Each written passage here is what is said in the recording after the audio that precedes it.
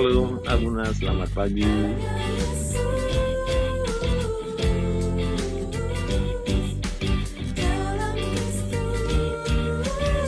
Shalom, Selamat selamat pagi Bu pagi, Yani. Shalom Bapak Ibu semuanya, apa kabar? Shalom Abuna, luar biasa Shalom, Abuna. Abuna. Selamat pagi, semangat pagi. Semangat pagi. Semangat pagi. Wah, senang sekali kita pada hari ini ada Ibu Biho sudah bergabung kembali ya. Puji Tuhan, Bu Duma juga sehat. Puji Tuhan ya. Juga saya lihat semuanya sehat semua nih. Puji Ada Tuhan. Mama Yei, ada Ibu Ayen, Ibu Duma, Ibu Femi, Ibu Lani, Pak Mardani, dan Ibu Sekar segar benar ya. Juga Bu Mariana, Bu Debi, Bu Dora Gunawan, Pak Hendri Gunawan, Bu Maria, Perangin-angin, Bu Marlina Situmorang, Bu Mimi, Bu Nancy, dan Pak Jusman. Halo Pak, Ibu, juga Bu Risma, Horas juga, Bu Sinai, Bu Yani dan Bu Acen sudah bergabung. Pak Musa Lembang baru saja bergabung. Puji Tuhan. Teman-teman kita, sahabat-sahabat kita yang lain juga sedang akan bergabung pastinya. Ya, juga Abu Nikartika tentunya. Bagaimana Bapak Ibu sepanjang minggu kemarin, sepanjang akhir pekan kemarin, saya percaya kita semua sudah bisa sama-sama memberikan kontribusi yang terbaik untuk ladang pekerjaan Tuhan. Amin ya Bapak Ibu ya. Iya, puji Tuhan. Saya juga percaya Ibu Duma dan Bu Nancy dan Pak Jusman ketika berada di tengah-tengah keluarga sekalipun sedang berduka, tetapi kehadiran mereka pasti membawa penghiburan dan kekuatan buat keluarga lainnya karena ada Roh Allah yang bekerja dan menyertai mereka. Amin, Ya, amin. Makasih, juga. Abuna. Iya, sama-sama. Juga Pak Mardani dan Ibu Sekar yang saya yakin sudah mulai digadang-gadang jadi ketua panitia Natal barangkali. Sudah mulai kepanitiaan, mikir-mikir konsep Natal kayak gimana. Benar ya Pak? Udah kepikiran nih konsep Natal bagaimana nih ya? Ya enggak, hitung beberapa bulan sudah masuk ke Natal. Ya, puji Tuhan. Terima kasih juga untuk semua kemarin ada Bu Acen, Bu Ayen yang juga hadir di ibadah Raya OIC. Semangat juga, tetap semangat juga Bu Acen, Bu Ayen dan Kak Fani ya sudah hadir. Baik Bapak Ibu sekalian terkasih dan juga Bu Biho yang juga kemarin hadir, hari ini hadir. Ini luar biasa ya, Bu Biho makin muda aja nih, udah lama nggak ketemu. Oke Bapak Ibu sekalian, yang pasti semua kalau di dalam Tuhan awet muda Bapak Ibu ya. Iya, Amin. ya puji Tuhan, amin. Untuk itu Bapak Ibu, mari sama-sama kita satu di dalam doa. Kita akan segera mulai. Ya, kita satu di dalam doa.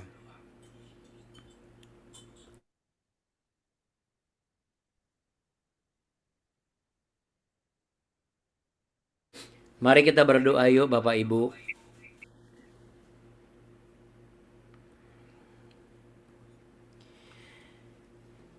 Kami merendahkan diri kami dan hati kami di hadapan tahta kasih karunia-Mu. Kami percaya bahwa Roh Kudus-Mu bekerja dan memberikan kami kekuatan yang baru.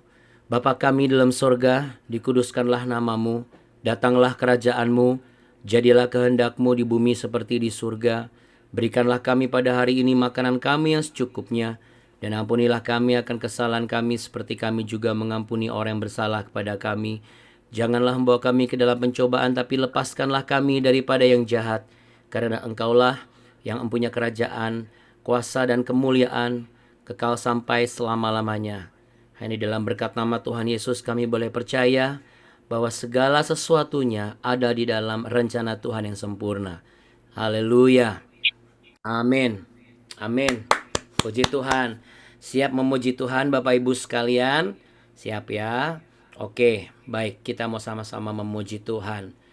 Pujian ini adalah pernyataan iman kita bahwa ketika kita harus berjalan dalam setiap lika-liku kehidupan kita, kita tetap percaya dan kuat ada penyertaan Tuhan yang menyertai kita semua.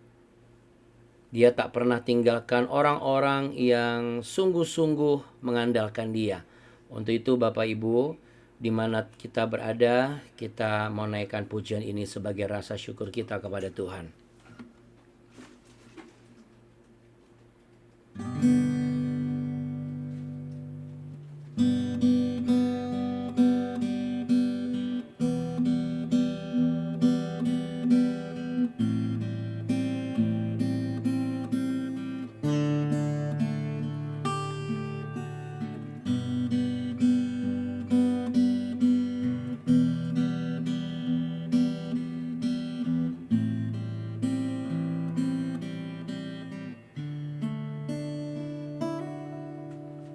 Walau ku harus berjalan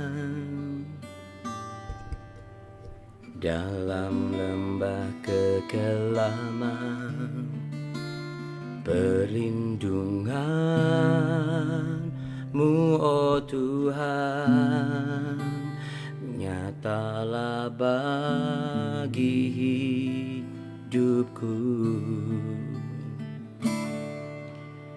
Tiada pernah sedetik pun, tiada pernah Kau tinggalkan. Sungguh mulia dan sempurna, hanya Kau layak disembah. Yesus, Engkau juru selamatku, dalam janji-Mu kemenanganku. Selamanya kan ku nyatakan besar setiamu Tuhan di hidupku.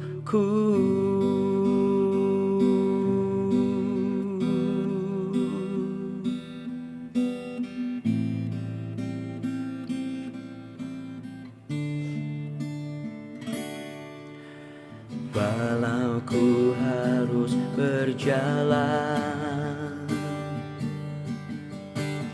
dalam lembah kekelaman,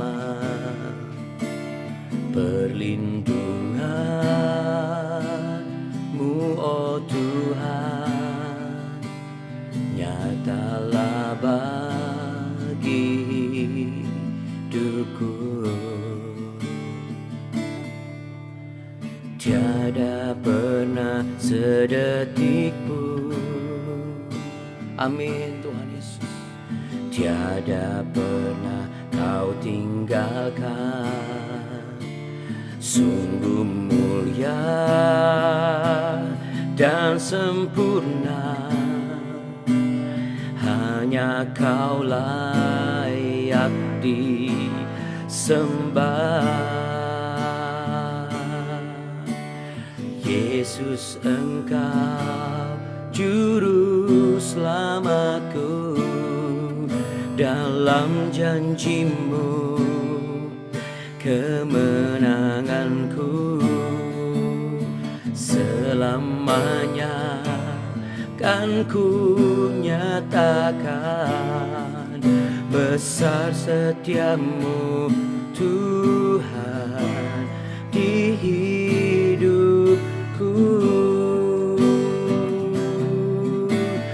Yesus, Engkau juru selamatku, dalam janji-Mu kemenanganku. Selamanya kan ku nyatakan besar setiamu Tuhan di hidupku.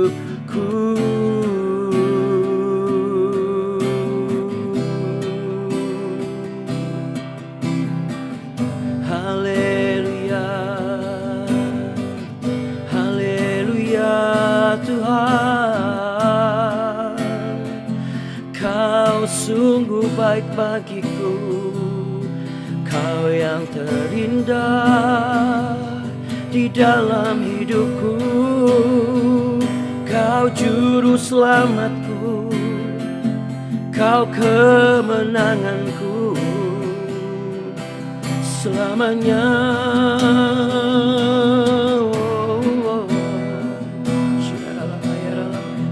Haleluya, haleluya, haleluya,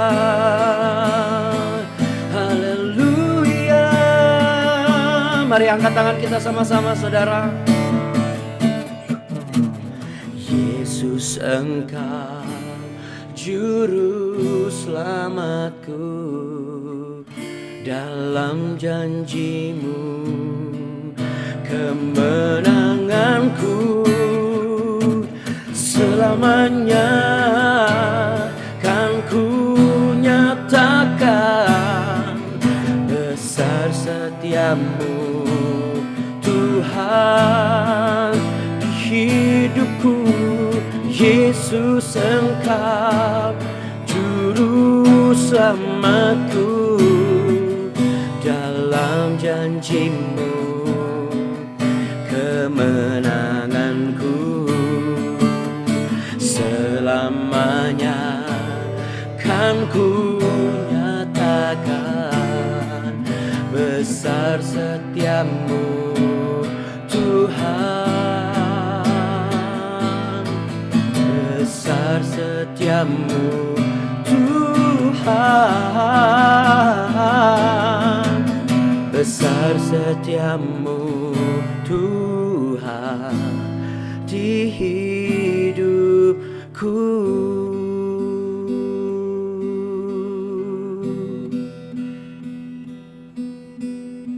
Bersamamu Tuhan Yesus, aku cakap menanggung segala perkara.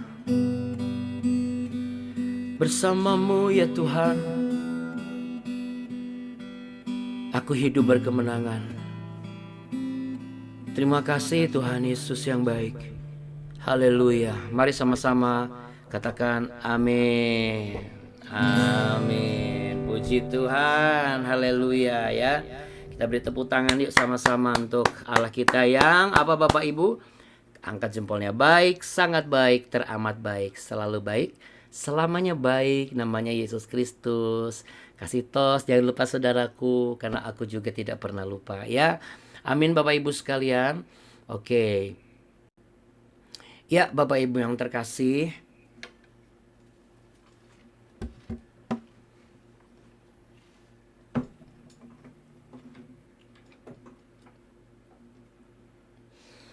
biarlah kiranya kita semua tetap menyadari bahwa kehidupan kita adalah karya kemuliaan Allah. Ya, kita yang sudah ditebus oleh darahnya saat Ia menjadikan dirinya sama seperti manusia, mati di kayu salib, bukan oleh karena kesalahan-kesalahannya, tetapi demi kesalahan-kesalahan kita. Ya, hendaknya kita tidak hidup di dalam kenangan-kenangan lama. Kita tidak lagi hidup di dalam kesalahan-kesalahan yang sama. Itulah faedah kalau kita setiap pagi bangun mencari wajah Tuhan, kita dibekali dengan kebenaran firman Tuhan, agar kita semua boleh menerima kekuatan yang baru. Bicara ngomong baru nih Bapak Ibu, saya perhatikan ada sahabat baru kita nih pagi hari ini. Beliau adalah Ibu Yustin. Shalom Ibu Yustin. Selamat bergabung di BW. Kami semua menyambut Ibu Yustin dengan sukacita. Ya, puji Tuhan. Ini yang ngajak ini Oma Leli ya. Puji Tuhan ya Bapak Ibu. Saya senang sekali bahwa kita semua satu persatu rajin mengajak jiwa untuk datang kepada Tuhan ya. Inilah yang dikatakan kita menyelesaikan amanat agung. Kita mengajak agar setiap sahabat-sahabat kita yang baru juga dimuridkan oleh firman Tuhan. Ya, kiranya Ibu Yustin mendapat kekuatan tidak hanya hari ini tapi juga besok dan selanjutnya, karena di BW ini kita semua satu keluarga dalam Kristus. Ya, kita semua bertumbuh berdasarkan kebenaran firman Tuhan tanpa memandang latar belakang, karena kita semua sepakat melihat ke depan, sebab Tuhan Yesuslah masa depan kita bersama. Untuk itu Bapak Ibu yang terkasih, mari kita buka Alkitab kita. Kita mau lanjutkan pembelajaran dan pertumbuhan iman kita melalui apa yang akan kita baca sebentar lagi. Kita akan lanjut kali ini di 1 Raja-Raja pasal yang ke-18.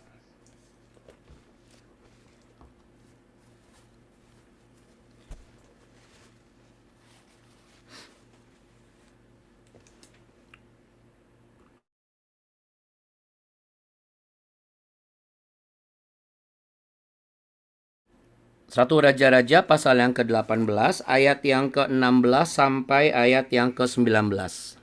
Ya. Satu Raja-Raja pasal yang ke-18 ayat yang ke-16 sampai ayat yang ke-19. Kemarin kita baru saja membahas dengan judul, kalau Bapak Ibu mau dapat nyambungnya bisa, khususnya untuk Ibu Yustin ya. Ibu Yustin bisa masuk di YouTube.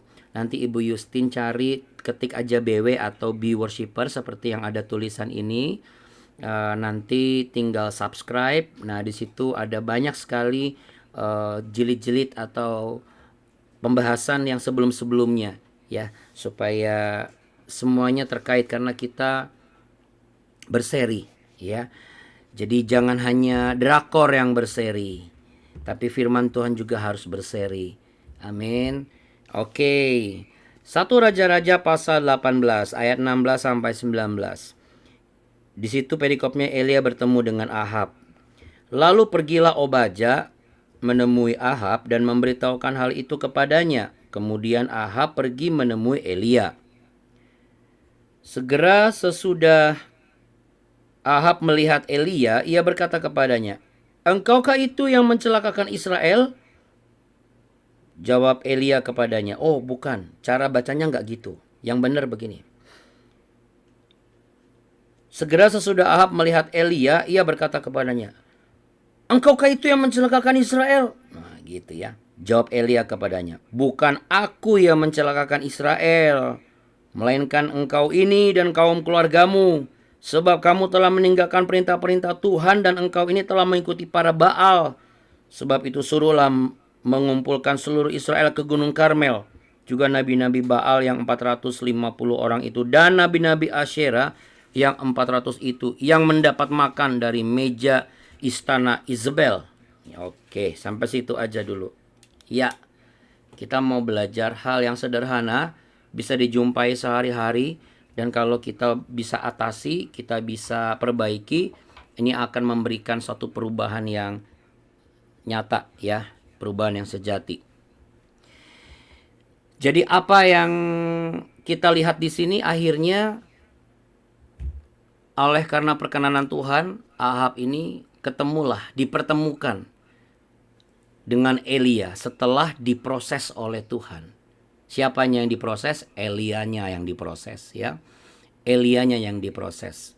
Kalau Ahab dan Israel ini kan, bangsa Israel ini kan dapat musim kekeringan bukan proses, itu konsekuensi akibat ketidaksetiaan mereka.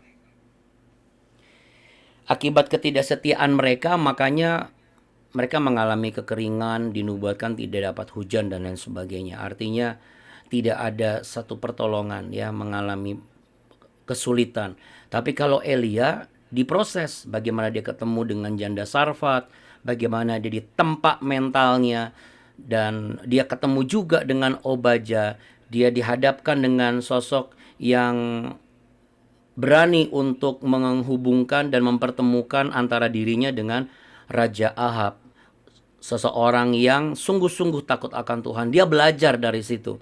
Oh, ternyata Obadya ini walaupun bukan seorang nabi, tetapi karakternya itu wah luar biasa. Dia orang sungguh-sungguh takut akan Tuhan. Ya. Nah, sesuai dengan apa yang kita baca tadi, jadi maksudnya apa, Buna? Kehidupan kita sebagai orang Kristen, apalagi kita yang sudah bertobat, bukan berarti kita langsung dapat instantly atau langsung dapat mujizat dengan cepat. Bukan berarti ketika kita juga sudah bertobat dan melayani, misalnya kita langsung jadi orang yang paling rohani, bisa lebih dahsyat lagi dipakai oleh Tuhan. Tetapi Alkitab menyatakan bahwa setiap hal di dalam diri orang per orang itu memang memerlukan proses, baik proses itu pendek, sedang, ataupun proses yang lama. Ya, selayaknya kalau seorang bayi yang proses bertumbuh. Ada yang tiba-tiba di usia berapa bulan sudah ngomong duluan. Ada yang di berapa bulan bisa jalan duluan gitu, ya. Artinya prosesnya berbeda-beda, tetapi tetap ada jeda waktu, durasi yang dibutuhkan. Ada yang lebih cepat berjalan duluan, ada yang lebih cepat berbicara gitu ya. Cuma satu hal, saya belum pernah lihat ada bayi yang lebih cepat kerja daripada bapak ibunya yang sudah kerja gitu ya. Nah, kehidupan kekristenan kita juga seperti itu Bapak Ibu. Ya. Setiap kita pasti Tuhan izinkan mengalami proses, bahwa proses ini menyenangkan atau tidak menyenangkan supaya tujuannya kita tuh sampai di titik tujuan. Seperti halnya Elia, akhirnya ia mencapai titik tujuan, yaitu apa? Menghadapi Ahab, sekaligus juga nanti Isabel juga, dan ratusan nabi-nabi Baalnya. Nah, kalau saya bisa berikan ilustrasi, saya pernah pengalaman gitu ya, digigit semut gitu. Waktu dulu saya masih kecil. Lalu kemudian sekarang saya tahu bahwa semut itu macam-macam. Ada yang semut langsung gigit, ada yang enggak gitu. Tapi ya ujung-ujungnya semut ya pasti gigit gitu ya. Kecuali kalau semutnya kecil gitu ya. Saya pernah digigit semut merah gitu, semut-semut bako juga pernah ya. Jadi saya belajar gitu, wah ini udah pernah. Dan dulu saya nangis kalau digigit semut, sekarang enggak lagi ya. Sekarang semut yang saya bikin nangis. Enggak gitu ya. Oke, artinya apa? Setiap orang belajar dari pengalaman, dan pengalaman itu muncul ketika ada proses. Ya, prosesnya itu panjang dan lama. Apakah sesuatu yang menghabiskan waktu dan tenaga dan juga uang? Tidak. Karena semua hal pasti ada harga yang harus dibayar. Dan Tuhan Yesus itu tidak pernah memberikan sebuah proses yang tidak mampu untuk kita jalani dan kita lakukan. Tujuannya agar apa? Kita sampai di titik tujuan, yaitu menjadi orang yang berpengalaman. Seperti yang saya ilustrasikan tadi. Jadi ketika seseorang mengalami kesulitan dan pergumulan dalam hidupnya, nanti pelan-pelan ia tidak takut lagi menghadapi kesulitan dan pergumulan kehidupan selanjutnya. Ia siap menghadapi berbagai macam hal, baik kecil maupun hal-hal yang besar. Maka nanti yang terjadi, generasi di bawah kita akan menduplikasi sikap dan respon kita. Karena yang namanya kesulitan, kalau kita mengalami, mereka juga pasti mengalami. Kalau kita pernah gagal, mereka juga pasti pernah akan gagal juga gitu. Kalau kita pernah sakit, mereka juga akan sakit. Jadi kita tidak boleh takut sakit, kita tidak boleh takut gagal. Karena roh di dalam kita itu memberikan kita, membangkitkan kita kekuatan. Membuat kita menjadi orang yang tertib dalam kehidupan ini. Tertib itu apa? Mengikuti rencana Tuhan. Seperti yang saya sering sampaikan di 2 Timotius 1 ayat 7. Tetapi Roh Allah bukan memberikan kita ketakutan, tetapi membangkitkan kekuatan, kasih, dan juga ketertiban. Saat kesulitan itu hadir, iman kita juga tidak hilang. Iman kita tetap bertumbuh. Iman kita tetap menyala. Iman kita tetap besar. Karena kalau kita tidak mengalami kesulitan, kita tidak bisa menghargai ketika ada kemudahan. Kalau tidak ada sakit penyakit, kita tidak akan bisa menghargai ketika kita sedang dalam keadaan sehat. Kalau kita tidak mengalami kekurangan, kita tidak bisa menghargai ketika kita sedang diberi kecukupan. Tentu dalam hal ini belajarnya bukan dengan cara kita, tapi belajarnya bersama dengan Tuhan. Tuhan Yesus yang adalah Tuhan dan Juru Selamat kita. Untuk menghadapi apa? Menghadapi setiap hal baik yang kita lewati berhasil maupun sedang dalam ketidakberhasilan.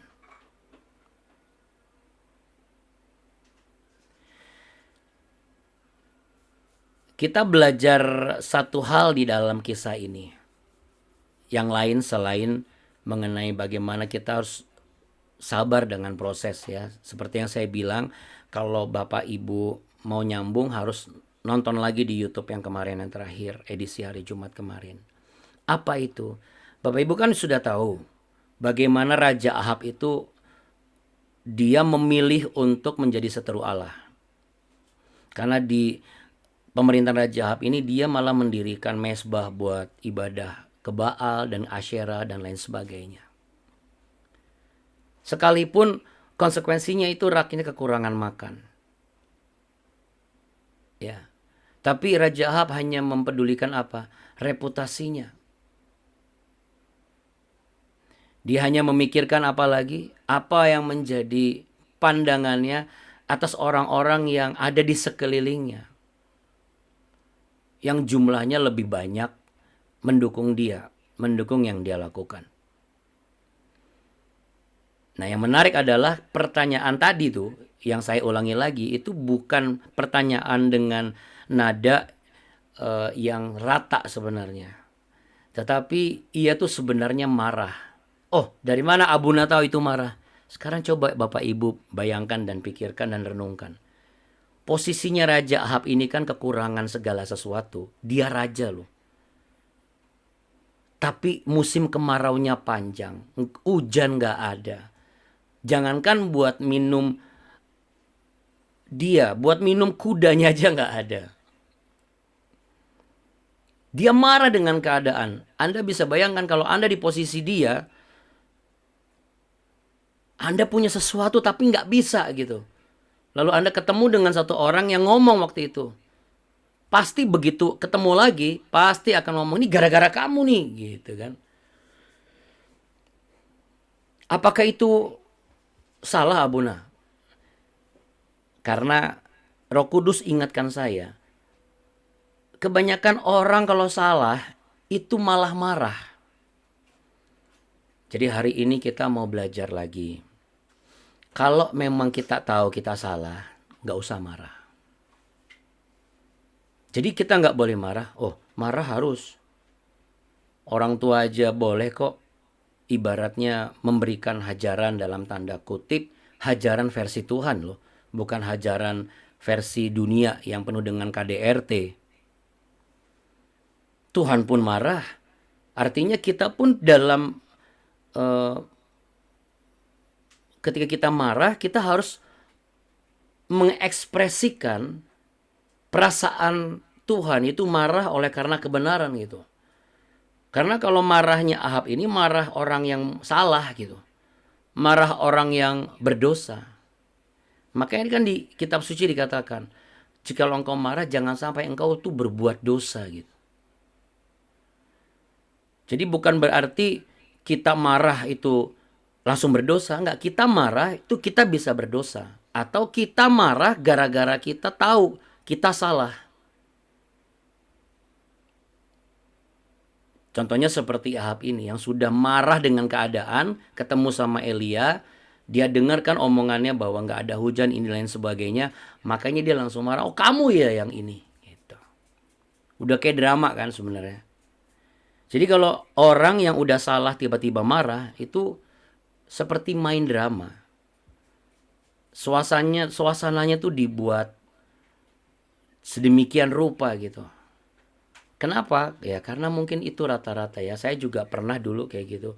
Ketika saya salah, saya ditegur, saya marah. Padahal saya tahu saya salah. Jadi kalau selama ini kita lupa, rupanya mari Tuhan ingatkan kita kembali. Kalau memang kita sebagai atasan ada melakukan kekeliruan, dinasehati oleh bawahan kita.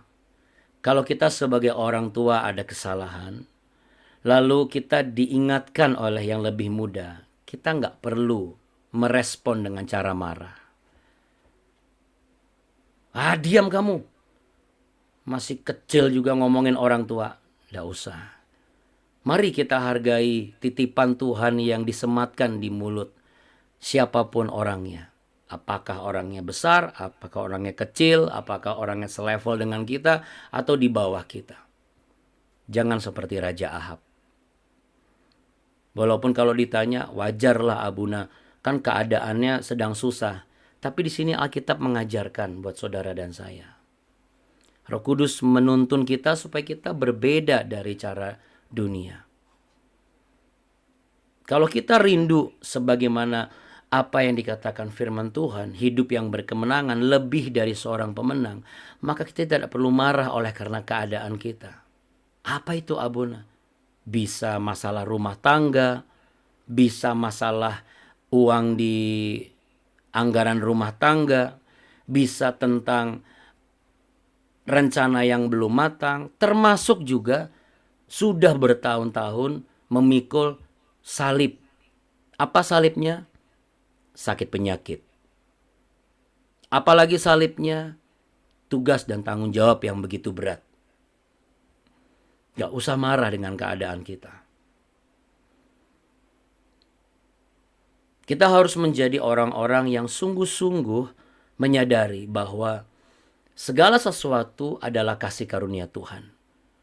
Yang namanya kasih karunia Tuhan bukan hanya sekedar harus yang enak-enak saja Bapak Ibu.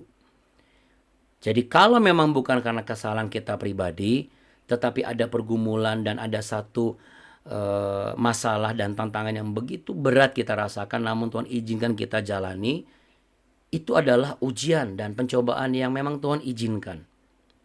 Berbeda dengan pergumulan dan tantangan, masalah yang berulang-ulang, yang berkepanjangan, tapi itu akibat kesalahan kita.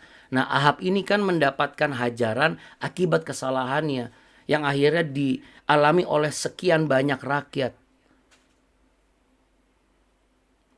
Ketika ketemu sama orang yang sudah menegur karena dia tahu dia salah, dia menutupi, dia marah. Dia timpakan, ini gara-gara kamu.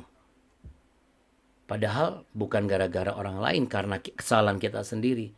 Jadi hal yang pertama kita belajar hari ini, kalau memang saudara masih dalam proses, sabarlah dalam segala kesesakan, sabarlah dalam setiap ujian dan pencobaan. Sebab firman Tuhan berkata, mari kita buka di Yakobus pasal yang pertama.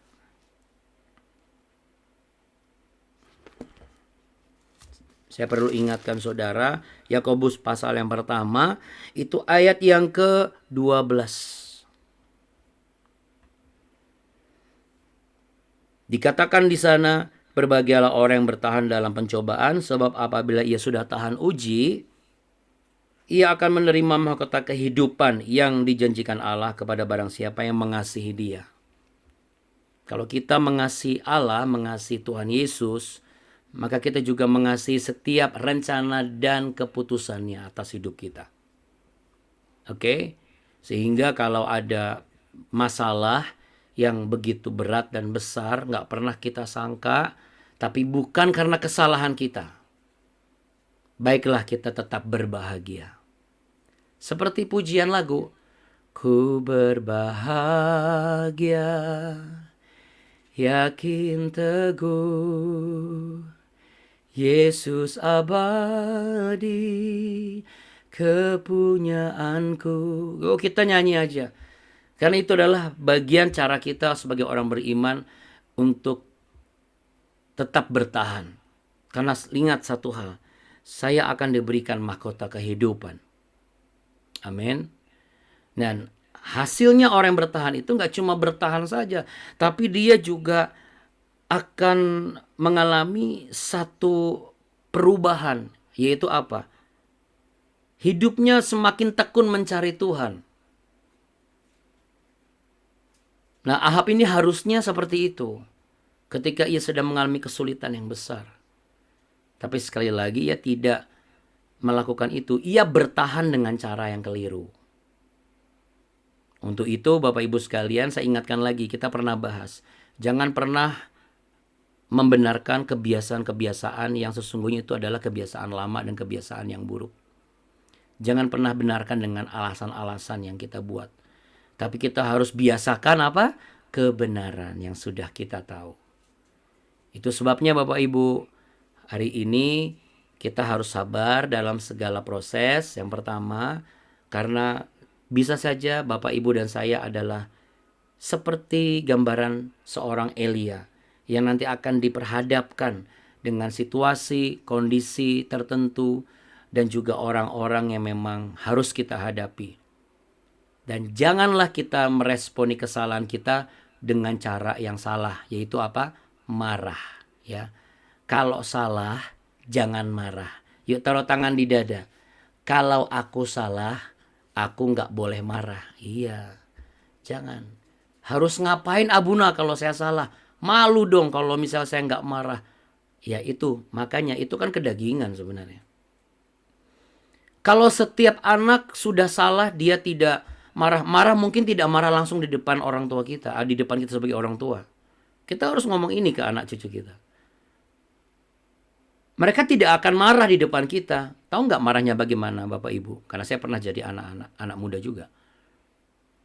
Kita kan marah itu dengan cara apa? Biarin lihat nih, nanti bolos sekolah, sengaja nggak bikin PR, bikin masalah di sekolah, pukul teman, ngebully anak-anak lain, atau merusak diri. Memang mulutnya tidak mengatakan marah kepada orang tuanya. Tapi apa yang dia lakukan atas dirinya adalah bentuk kemarahan. Padahal dia tahu dia salah. Pakai narkoba, minum minuman keras. Ditegur bukannya responnya benar, tapi apa? Marah. Memang tidak marah depan kita. Habis itu apa? Mulai coba yang macam-macam. Jadi penting sekali apa yang Anda dapat hari ini disampaikan kepada mereka. Nah, kalau ada yang bertanya, apa yang harus saya lakukan kalau saya memang sudah salah? Yuk kita buka di Imamat pasal yang kelima ayat yang kelima.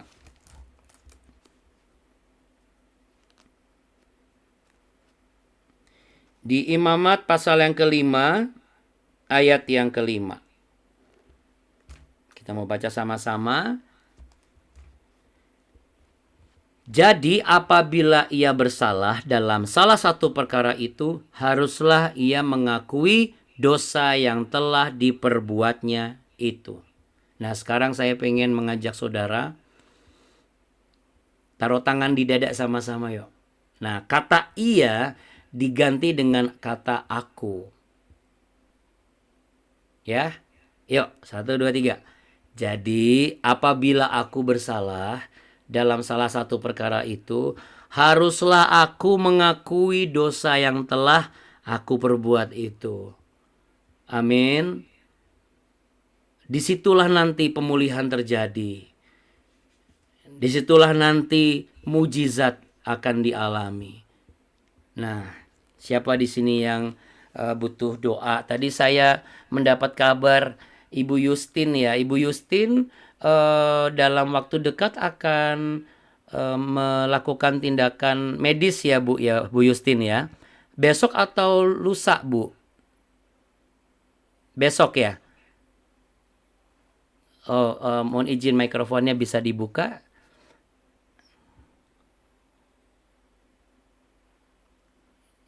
Ya gambar mikrofon. Oke. Nggak apa-apa. Nggak apa-apa Bu Yustin. It's okay, nggak masalah. Nanti besok kalau besok jam 1 ya. Jam 1 siang ya. Oke.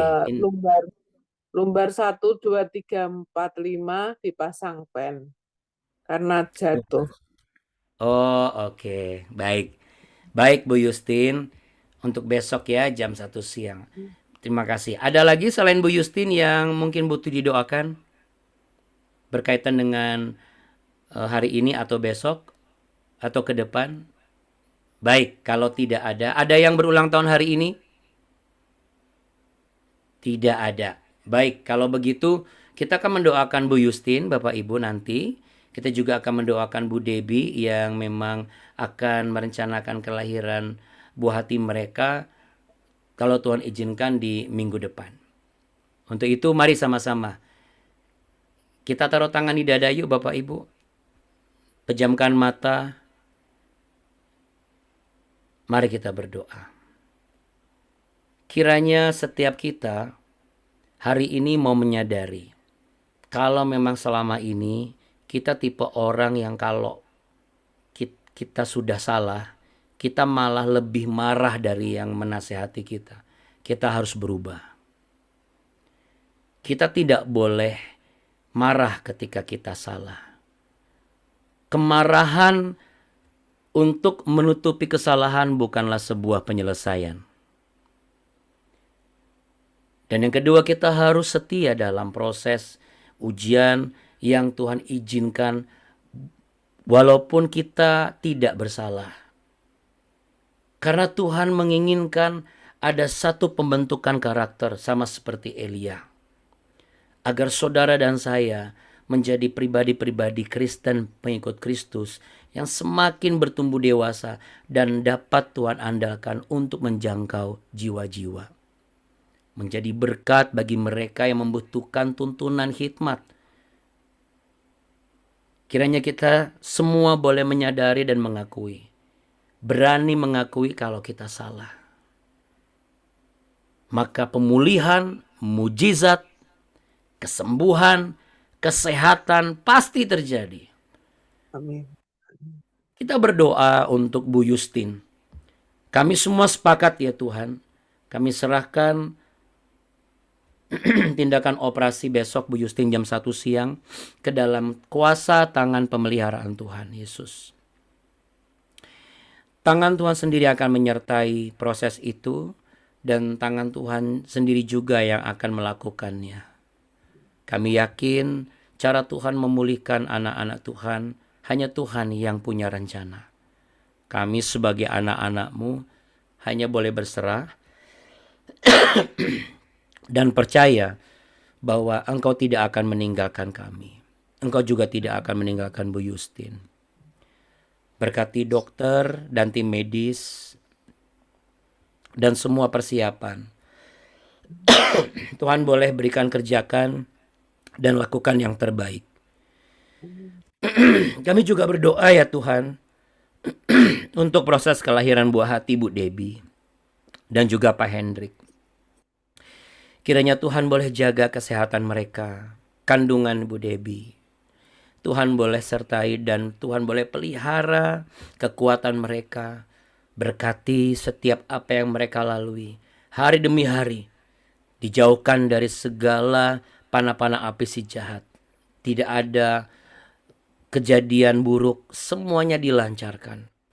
Hamba juga berdoa bagi yang akan bekerja hari ini. Firman Tuhan hari ini akan menjadikan mereka sebagai pekerja-pekerja yang tangguh. Setia dengan proses yang Tuhan izinkan dan sabar dalam menghadapi segala kesesakan. Rela untuk mengakui kesalahan dengan kerendahan hati dan tidak lagi merespon kesalahan dengan cara yang salah. Karena marah ketika salah adalah sesuatu yang keliru.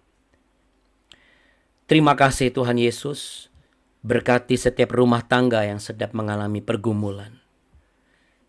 Tuhan jaga dan pelihara hati setiap suami dan istri. Peliharalah anak-anak kami, cucu-cucu kami.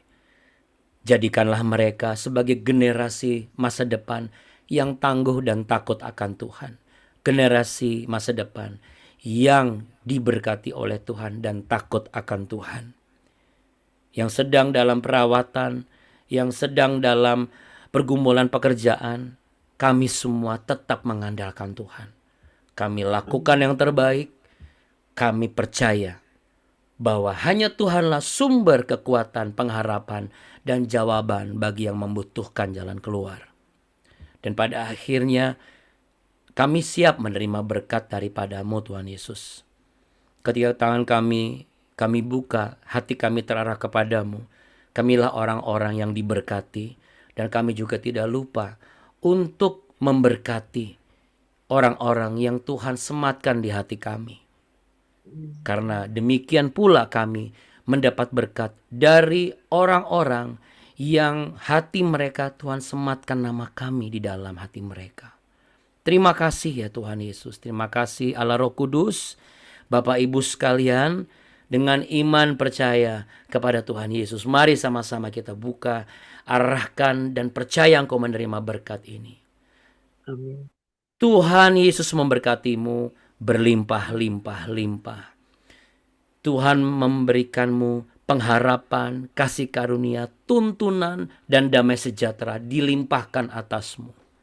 Ketika engkau terus mengandalkan Tuhan, hatimu terarah kepada salib itu, dan engkau fokus dengan apa yang Tuhan izinkan, dan engkau jalani dengan proses yang engkau nikmati bersama dengan kekuatan daripada Tuhan, maka engkaulah yang akan menerima keberhasilan dan keberuntungan.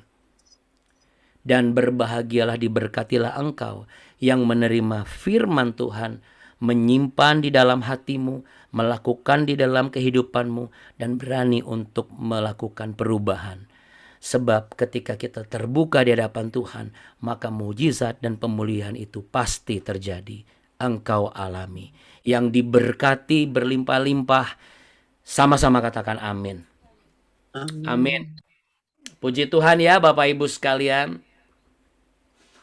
Haleluya. Terima kasih ya Bunda. Haleluya. Puji Tuhan. Terima kasih Abuna. Bapak Ibu sekalian. Iya, kita sapa dulu yuk Bu Justin 1 2 3. Shalom Bu Justin. Selamat bergabung di BW. Selamat bergabung di BW. Terima kasih, Tuhan berkati. Amin. Senang nggak Bapak Ibu ada sahabat baru di BW nih? Wah, senang banget Bunda. Senang banget ya. Batu bertambah, bertumbuh, bingkingnya. Amin. Boleh nggak? Iya puji Tuhan Bu. Ya kan? Ya. Oke deh. Baik. Makasih Abuna. Makasih ya. Abuna, Abuni, Terima kasih. semuanya, Bapak-bapak, Ibu-ibu. Terima kasih ya. Biarlah Tuhan Yesus berkati kita hadirkan hari. Amin. Amin. Amin. Amin. Amin. Tuhan Yesus memberkati Bapak dan Ibu. Oke, yuk sama-sama kita tutup dengan semangat kita, yel-yel kita. Jangan kasih kendor. Ya, puji Tuhan. Puji Tuhan. Semangat Makasih terus, Abuna, menyala Abuni, terus. Bapak Ibu sekalian. Sama-sama. Sama-sama. Oke. Tuhan Yesus memberkati Bapak Ibu. Have a blessed Monday. Dadah. Ya. Sampai besok lagi. Bye. Bye.